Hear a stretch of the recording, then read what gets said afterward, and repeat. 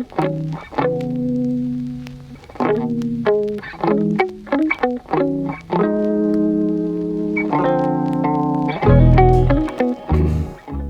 what's up guys, and welcome back to Tectonic.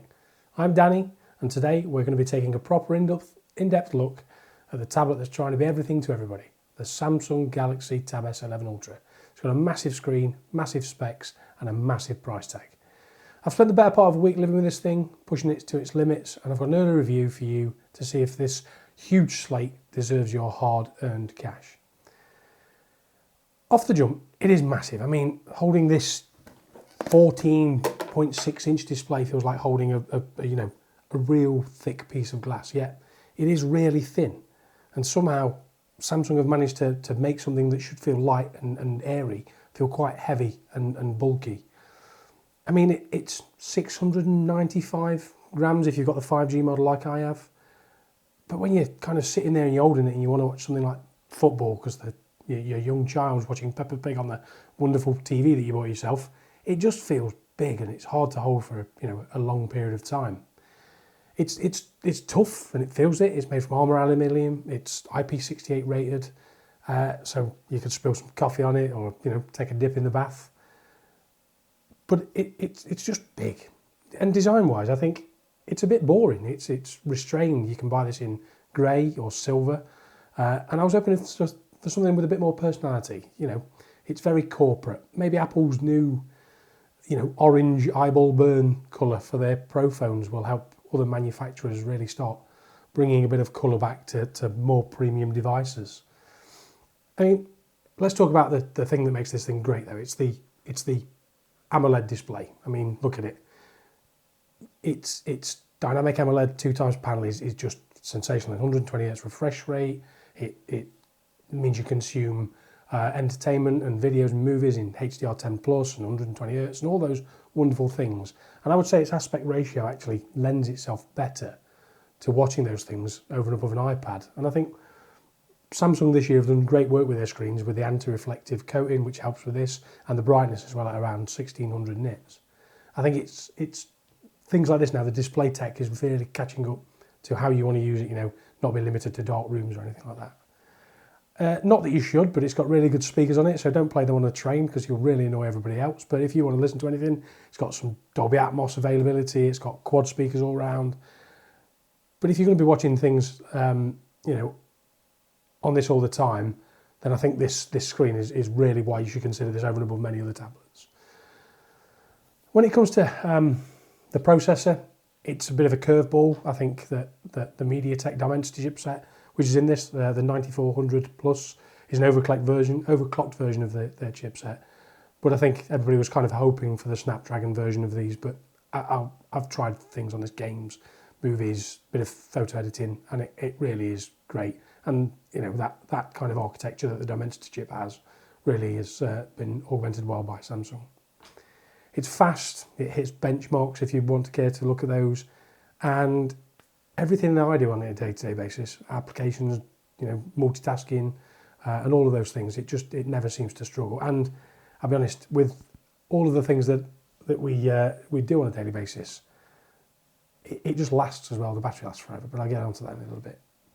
For gamers out there, it's got the wonderful display and the great processor, so it does mean that things like Genshin Impact or Call of Duty Mobile run at really good frame rates and are really good if you want to have a long prescribed gaming session. Other things that this tablet really excels at: connectivity. It's got Wi-Fi 7, it's got 5G built in, and you can add things like an SD card for additional storage. So things an iPad user would really benefit from, and it feels like it's been future-proof with all of those things, and it really feels fast and slick. Other things that this does out of the box, I mean, iOS is catching up now, but Samsung DeX, it turns it into a kind of desktop alternative. However, when you pair it with the key and the cover, I think it does start to get a little bit thicker, and it even gets a bit bigger feeling then. It comes with an S Pen. It's not the greatest of S Pens. It's like the S25 Ultra's S Pen, very dumb. It can't be used for remote control anymore, and it can't be used for anything other than scribbling, drawing, and signing the odd document. And I think that's where this machine really falls over. It's not a full fat desktop replacement. It's not a laptop replacement. It's not a cheap tablet for consuming media. It kind of sits in the middle, and I think you've got to really have some cash to be able to warrant having a device that does a little bit of everything. When it comes to battery life, it's 11,600 milliamp hours, and it's a big uplift from the last time. And because of that efficiency with the Dimensity chip, it really has, translated into a full day's worth of use. For me, again, it's very subjective. If you're firing games at it for 8 hours solid on bright, then you're going to get through it.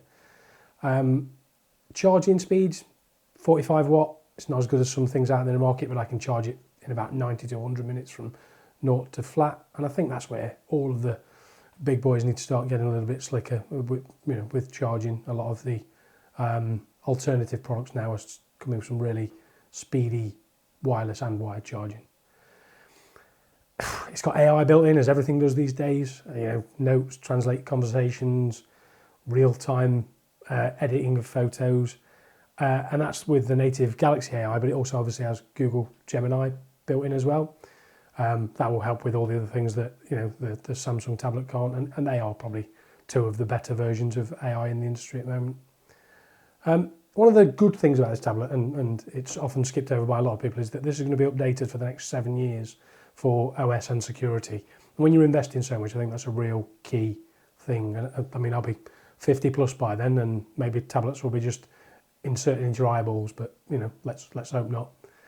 So where do I finish with this? I mean, it's a triumphant ultra flagship. It takes the best of all the other generations and improves them iteratively, and I think that's what everybody's doing in the market at the moment with most things, but it does do that, and it does it well. So if you've got kind of a older than a 10, it might be worth an upgrade.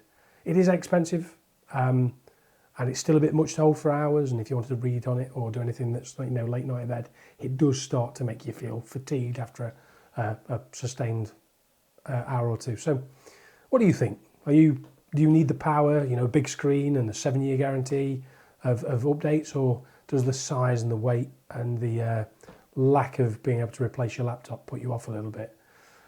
It was a whistle-stop tour, really quick, and I probably spoke a little bit too quick for this video, but let me know what you think. I hope it was a helpful dive in.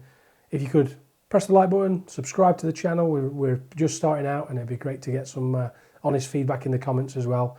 And I'll be coming back weekly with device reviews such as this. Tell me what you want to see, if there's anything particular that you'd like me to review.